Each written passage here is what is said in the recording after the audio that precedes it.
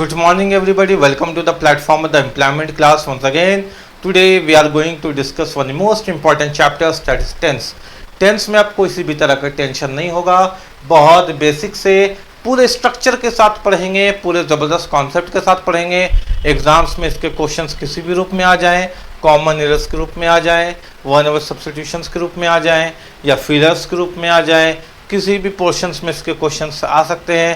Active passage में भी इसके क्वेश्चंस आते हैं, स्पीच में भी इसके क्वेश्चंस आते हैं, तो और पैसेज में भी इसके क्वेश्चंस को समझना पड़ता है।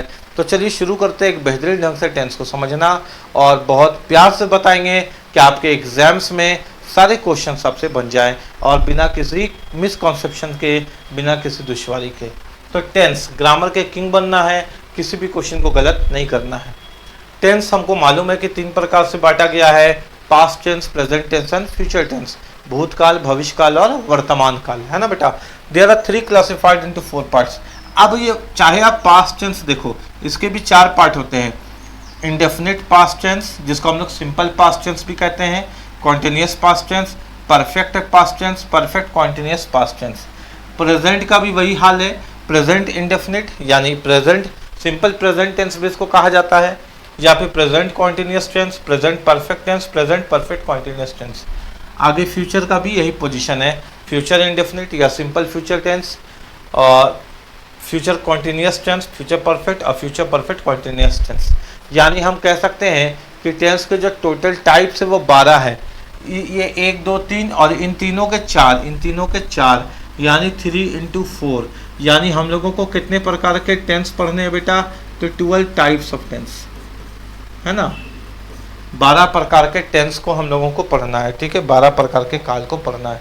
तो चलिए एक एक करके पढ़ना शुरू करते हैं। ये पार्ट बाय पार्ट आपको वीडियोस मिलेंगे, है ना। आज हम लोग पहला पार्ट इसका कर रहे हैं, अगले बार में इसको अगला पार्ट में करेंगे, यानी 3 पार्ट में ये आपको मोस्टली मिलेगा। टेंस, प्रेजेंट टेंस, ठीक है। सबसे पहले हम लोग क्या देख रहे हैं बेटा? प्रेजेंट टेंस, है ना। प्रेजेंट टेंस में सबसे पहले हम लोग देखेंगे इंडेफिनिट। हमने आपको बताया ना कि इन तीनों का 4 चेहरा, तो पहला वाला जिसको हम लोग सिंपल प्रेजेंट टेंस कहते हैं। क्या कहते हैं? Simple present tense. ये होता क्या है? ये हैबिट दर्शाता है। ये क्या दर्शाता है बोलो? ये हैबिट यानी आदत को दर्शाता है ना। जैसे रमन चाय पीता है, तो रमन की आदत है चाय पीने की। मैं फल खाता हूँ, यानी मेरी फल खाने की आदत है ना। वो सवेरे उठता है, तो वो सवेरे उठता है, उसकी आदत है सवेरे उठने की। यानी जो डेली रूटीन के वर्क है, जो आपकी आदत, आपके हैबिट को दर्शाते हैं, उसको हम लोग लाते हैं कहाँ? उसको हम लोग लाते हैं सिंपल प्रेजेंट टेंस में। कहाँ लाते हैं बोलिए? सिंपल प्रेजेंट टेंस में। अब देखिए सिंपल प्रेजेंट टेंस का जो इसका भी कुछ अपना पार्ट है, इसके पहले पार्ट में पढ़ेंगे affirmative simple present tense. Affirmative का मतलब हुआ पॉजिटिव। क्या हुआ बताइए? पॉजिटिव। पॉजिटिव को अफर्मेटिव भी बोला जाता है, पॉजिटिव सिंपल प्रेजेंट टेंस। जैसे सब्जेक्ट V1 या V5 ऑब्जेक्ट, जैसे आई प्ले क्रिकेट, मैं क्रिकेट खेलता हूँ, ये हो गया सिंपल प्रेजेंट टेंस का पॉजिटिव। मैं क्रिकेट खेलता हूँ, पॉजिटिव हो गया। अगर इसका नेगेटिव बनाएंगे तो बोलेंगे मैं क्रिकेट नहीं खेलता हूँ, आई नॉट प्ले क्रिकेट होगा क्या, या आई प्ले नॉट क्रिकेट होगा क्या? कैसे बनेगा इसका नेगेटिव? आप सोचिए जरा। सेकंड पार्ट में आते हैं उसमें ना, नो नेवर नॉट का पोजीशन पे बात करेंगे। अभी फिलहाल यहाँ टिके रहते हैं। आई प्ले क्रिकेट, तो ये V1 हो गया। अगर हम यहाँ लिख दे ही, तो यहाँ प्ले की जगह हो जाएगा प्लेस फुटबॉल। ही प्लेस फुटबॉल। मेरे बात को समझिएगा बेटा, अगर हम किसी वर्ब के साथ एस लगाते हैं ना, तो वो V5 हो जाता है। जैसे V1 हो और V5 में क्या अंतर है? तो V1 में हम लिखते हैं गो, लेकिन V5 में हम लिखते हैं गोस, है ना। और ये किसके साथ लगता है बेटा? ये लगता है थर्ड पार्टी सिंगुलर के साथ, यानी ही, शी, इट, या किसी का भी नाम हो, किसी का भी नेम हो, लेकिन चारों के चारों सिंगुलर ही होने चाहिए ना। He goes, she goes, it goes, नाम ले लीजिए राहुल गोज, ठीक है। अगर वो चारों है तो V5 लगेगा, अन्यथा हम लोग V1 ही लगा के काम चलाते हैं। I play cricket, he place football. ये हो गया आपका सिंपल प्रेजेंट टेंस का उदाहरण, ठीक है। आगे बढ़ते हैं और चीज़ों को देखने समझने की कोशिश करते हैं। आगे आता है निगेटिव सिंपल प्रेजेंट टेंस। क्या है बेटा? Negative simple present tense, negative. अब ध्यान दीजिएगा, क्या निगेटिव, अगर किसी सेंटेंस को हमको निगेटिव बनाना है ना, तो तो हम नॉट का प्रयोग सेंटेंस के तीसरे स्थान में करते हैं, यानी स्ट्रक्चर के तीसरे स्थान में करते हैं। जो ढांचा होता है, जो स्ट्रक्चर होता है फाउंडेशन की तीसरे जगह पे हम NOT नॉट का प्रयोग करके किसी भी सेंटेंस को निगेटिव बना सकते हैं। ठीक हो गया बात यहाँ तक। जैसे यहाँ देखिए निगेटिव सिंपल प्रेजेंट टेंस, यानी प्रेजेंट टेंस आदत वाली है लेकिन नहीं में, निगेटिव में, जैसे आई डू नॉट ईट, क्या खाता है, मैंगो, मैं आम नहीं खाता हूँ, यानी आदत नहीं है उसकी आम खाने की। I do not eat mango. अच्छा, डू का प्रयोग कर दिए, डस का प्रयोग कहाँ होगा, V5 की जगह डस का प्रयोग करते हैं। ठीक है बेटा, V5 की जगह किसका प्रयोग करते हैं, डस। ये वर्ब में हम लोग पढ़ते हैं मगर टेंस में काम आ रहा है ना। जैसे शी लिख देते हैं, she does not like music, उसे म्यूजिक पसंद नहीं है। She does not like music. मेरे बात को समझ पा रहे हैं आप, है ना। यानी यहाँ पे डस का प्रयोग क्यों हुआ मेरा बेटा, क्योंकि ही, शी, इट या किसी का भी नाम होगा तो थर्ड पर्सन सिंगुलर के साथ डस का प्रयोग करते हैं, बाकी सबके साथ डू। यानी अगर हमको नेगेटिव सिंपल प्रेजेंट टेंस बनाना है तो इसका स्ट्रक्चर होता है सब्जेक्ट डू या डज, नॉट V1 ऑब्जेक्ट, और नॉट का प्रयोग हमेशा तीसरे स्थान पे होता है, इस बात का ध्यान दीजिएगा, है ना। चलिए आगे बढ़ते हैं। इसके बाद है इंट्रोगेटिव सिंपल सेंटेंस, यानी सिंपल सेंटेंस जो होता है उसमें सवाल भी तो पूछा जाता है, प्रश्नवाचक। तो प्रश्नवाचक में भी हम लोगों को टेंस देखना पड़ता है। इसमें क्या होता है, डू या डस आगे आ जाता है और सब्जेक्ट V1 ऑब्जेक्ट। जैसे डू यू प्ले क्रिकेट, क्या तुम क्रिकेट खेलते हो, ऐसे डू यू प्ले क्रिकेट, क्या तुम क्रिकेट खेलते हो। मान लीजिए डस ले लिए, तो डस के साथ कौन आ जाएगा, किसी का नाम ले लीजिए, डस मोहन प्ले हॉकी, इंट्रोगेटिव है इसलिए क्वेश्चन मार्क। अब आपके मन में सवाल आएगा कि सर अभी तो आप बताए थे ही, शी, इट या किसी के नाम के साथ V5 का प्रयोग करते हैं, यानी प्ले की जगह प्लेस होगा। देखो मेरा बेटा, यहाँ पर V5 पहले आ गया, ये आकर के बता दिया है कि वो वाला केस है, थर्ड पर्सन सिंगुलर वाला। तो अगर डस पहले आ गया है ना, तो फिर ये इसको चेंज करने की जरूरत नहीं है। इसको कहते हैं हेल्पिंग वर्ब। ये मॉडल्स तो है लेकिन उसके साथ साथ हेल्पिंग वर्ब है। हेल्पिंग वर्ब क्या करता है, वर्ब की मदद करता है। ये वर्ब है, वर्ब की मदद कैसे करता है, ये वर्ब को बोलता है कि मालिक आपको अपनी रूप बदलने की जरूरत नहीं है, आप अपने V1 के फॉर्म में ही रहिए, आप अपने ओरिजिनल फॉर्म में रहिए। हम आ गए हैं ना, हम अपने रूप को बदल देंगे, हम दूसरे डस बन जाएंगे, लेकिन आपको कुछ होने नहीं देंगे। यानी हेल्पिंग वर्ब आ जाता है तो मेन वर्ब के रूप को, फॉर्म को बचा देता है। ठीक हो गया बात। तो यहाँ पे हो गया डस मोहन प्ले हॉकी, ऐसे। ठीक है, कोई दिक्कत वाली बात नहीं है। आगे बढ़ते हैं। इंट्रोगेटिव नेगेटिव सेंटेंस, वही वाली बात है। अब प्रश्नवाचक नेगेटिव में आ गया। नेगेटिव बनाने के लिए नॉट का प्रयोग कहाँ करते हैं, थर्ड प्लेस में। वेरी गुड, आपने सही अपने मन में बोला, मैंने सुना। नॉट का प्रयोग थर्ड प्लेस में। जैसे do I not play music, क्या मैं म्यूजिक नहीं प्ले कर सकता, ऐसे, है ना। या डस से बनाओगे तो does he not eat grapes, क्या वो अंगूर नहीं खा सकते, है ना। तो यहाँ पे ईट ईट्स नहीं बना, क्यों, क्योंकि डज आ गया। बोला मालिक आपको कुछ नहीं होने देंगे, हमने डू को डस बना दिया, हेल्पिंग वर्ब रूप अपना बदल दिया ताकि मेन वर्ब बच जाए, इसलिए तो इसको हेल्पिंग वर्ब कहते हैं, क्योंकि ये हेल्प करता। ठीक है, तो इस तरह से हम लोग वर्ब को बनाना सीख रहे हैं, है ना।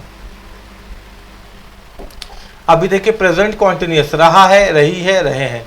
प्रेजेंट कॉन्टिन्यूअस क्या होता है, जो काम जारी है उसको हम लोग कहते हैं प्रेजेंट कॉन्टिन्यूअस टेंस। यानी ऐसा काल, जैसे अभी हम बोले मैं आपको पढ़ा रहा हूँ, रही हूँ, रहे हैं, ये शब्द क्या है, ये शब्द जो है ये आपको वर्तमान में होती हुई घटनाओं को दर्शाते हैं, प्रेजेंट कॉन्टिन्यूटी को दर्शाते हैं ना। Any action which is going on, कोई काम जो जारी है, जो चल रहा है।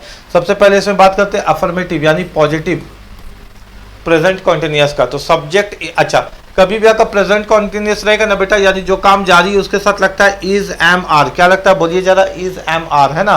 तो subject is am are before object. मेरे बात को समझिएगा, आई के साथ तो हमेशा एम लगेगा, ही शी, इट, किसी के नेम के साथ इज लगेगा, बाकी जहां देखिए आर लगा दीजिए, बाकी जहां देखिए आर लगा दीजिए, ज़्यादातर यू, दे, ऐसे, है ना। तो she is dancing, they are playing cricket, I am teaching English. ठीक है, बात समझ में आ गई क्या? तो ऐसे हम लोग इस क्वेश्चन को बनाते हैं, कोई दिक्कत वाली बात नहीं है। उम्मीद है कि आपको समझ में यहाँ तक आया होगा अफर्मेटिव प्रेजेंट कॉन्टिन्यूअस को कैसे काम करते हैं। आगे अगला टाइप देखिए, निगेटिव प्रेजेंट कॉन्टिन्यूअस। क्या है बेटा ये? Negative present continuous. अब निगेटिव वाला, निगेटिव में क्या करना, बस तीसरी जगह पे नॉट लगा देना, कोई नई बात नहीं है। जैसे एक सेंटेंस देखिए, पहले इससे ले लेते हैं, तो he is not going Ranchi, वो रांची नहीं जा रहा। ठीक है, अब एम से ले लेते हैं, आई एम नॉट ईटिंग, क्या खा रहे हैं हम, बनाना, है ना, मैं बनाना नहीं खा रहा हूँ। एस आर से ले लेते हैं, you are not drinking tea, तुम चाय नहीं पी रहे हो। ठीक है, तो इस तरह से हम लोग इसको कंटिन्यू करते हैं। कंटिन्यू के लिए इज एम आर का प्रयोग करते हैं, है ना, ऐसे देखिएगा।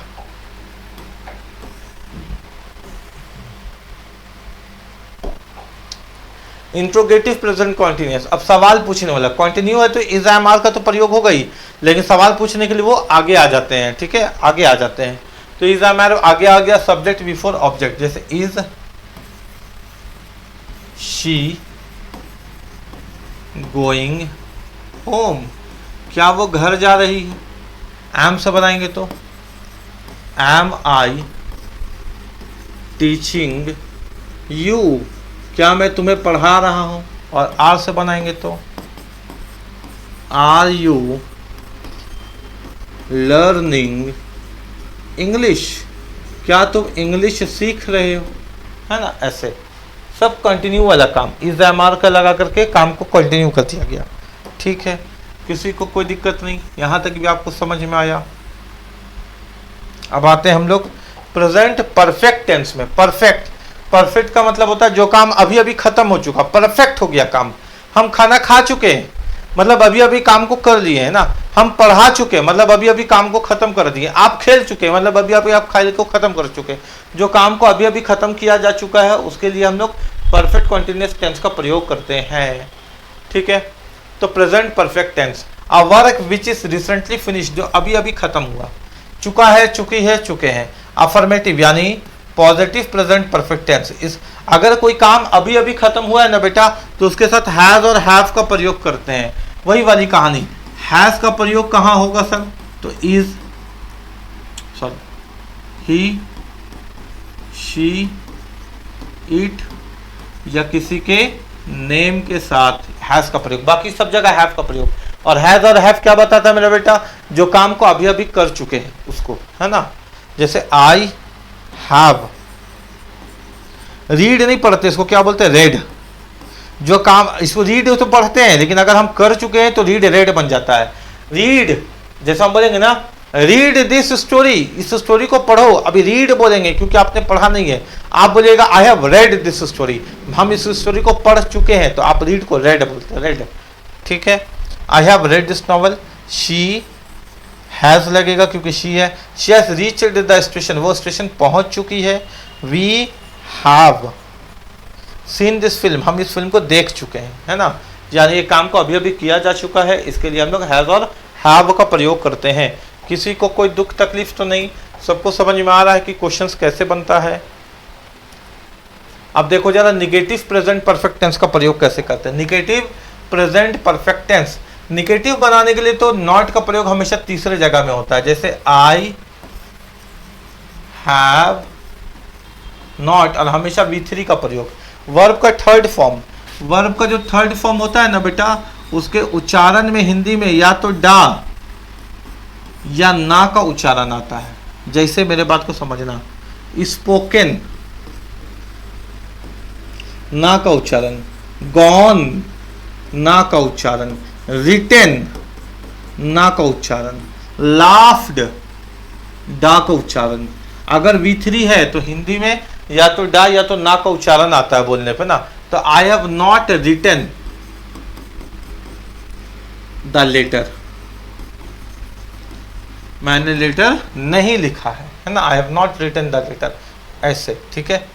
She has not spoken to me, उसने मुझसे बात नहीं की, ठीक है। ऐसे हम लोग बनाते हैं निगेटिव वाला, है ना।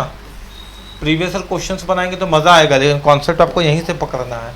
इंट्रोगेटिव प्रेजेंट परफेक्ट टेंस, अब सवाल पूछने वाला प्रेजेंट परफेक्ट, ठीक है। जब सवाल पूछेंगे तो हेल्पिंग वर्ब आगे आ जाएगा। हैज शी V3 ईटन, है ना, has she eaten mangoes, question mark. Have से भी बना सकते हैं।